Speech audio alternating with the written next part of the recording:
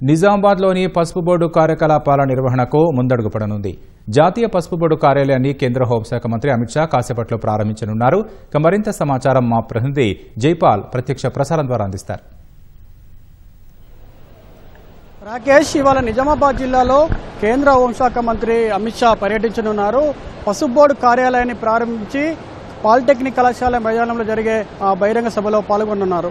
ఇప్పటికే అహ్మదాబాద్ ఎయిర్పోర్ట్ నుంచి బయలుదేరినటువంటి అమిత్ షా బేగంపేటకు చేరుకుంటారు. బేగంపేట నుంచి నిజామాబాద్ కలెక్టర్లు ఏర్పాటు చేసినటువంటి హెలిప్యాడ్ వద్దకు అమిత్ షా చేరుకుంటారు. అక్కడి నుంచి రోడ్డు మార్గాన వచ్చి పసుపు బోర్డు నూతన కార్యాలయాన్ని అమిత్ షా ప్రారంభిస్తారు.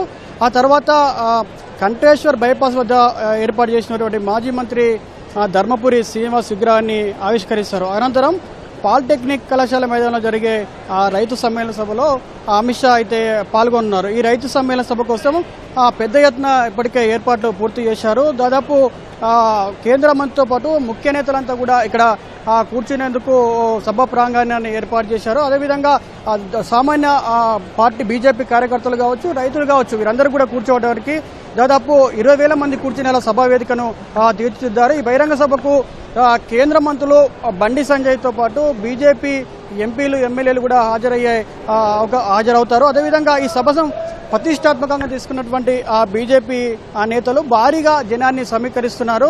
నిజామాబాద్ పార్లమెంట్ నియోజకవర్గాల నుంచి పెద్ద ఎత్తున జనాలను తరలిస్తున్న పరిస్థితి కనిపిస్తుంది.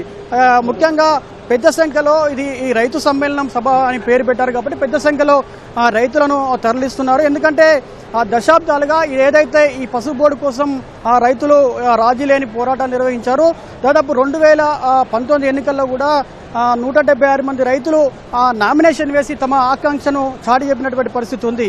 ఈ నేపథ్యంలోనే వీటన్నిటి ఫలితంగా కూడా జనవరి 14న కేంద్ర ప్రభుత్వం పసుపు బోర్డుని ఏర్పాటు చేసింది.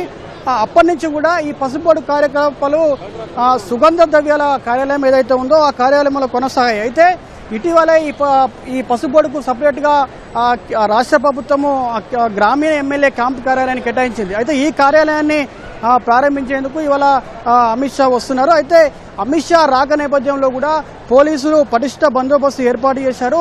సుమారు 1,300 మంది పోలీస్ సిబ్బంది కేంద్ర బలగాలతో ఇక్కడ బందోబస్తు ఏర్పాటు చేసిన పరిస్థితి ఉంది. అయితే మొత్తంగా అమిత్ షా కేంద్ర హోంమంత్రి కావున నగరాన్ని అంతా కూడా దాదాపు నిజామాబాద్ నగరంలోని 10 కిలోమీటర్ల ప్రాంతాన్ని మొత్తం కూడా కేంద్ర బలగాలు తమ ఆధీనంలో తీసుకున్న పరిస్థితి ఉంది. మొత్తంగా ఇప్పుడు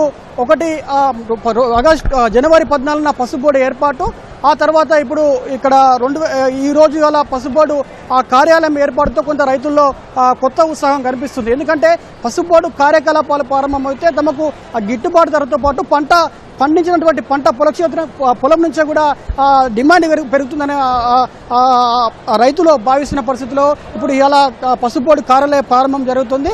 ఈ నేపథ్యంలోనే ఈ సభకు కూడా పసుపు బోర్డు కార్యాలయ సభకు రాష్ట్ర ప్రభుత్వం తరఫున తుమ్మల నాగేశ్వరరావు, అదేవిధంగా సీతక్క కూడా ఇప్పటికే ఇక్కడ నిజామాబాద్కు చేరుకున్నారు. కాసేపట్లో వాళ్ళు కూడా ఈ పసుపు బోర్డు కార్యాలయ ప్రారంభోత్సవంలో కూడా సీతక్క, అదేవిధంగా వ్యవసాయ శాఖ మంత్రి తుమ్మల నాగేశ్వరరావు కూడా పాల్గొనే అవకాశం ఉంది.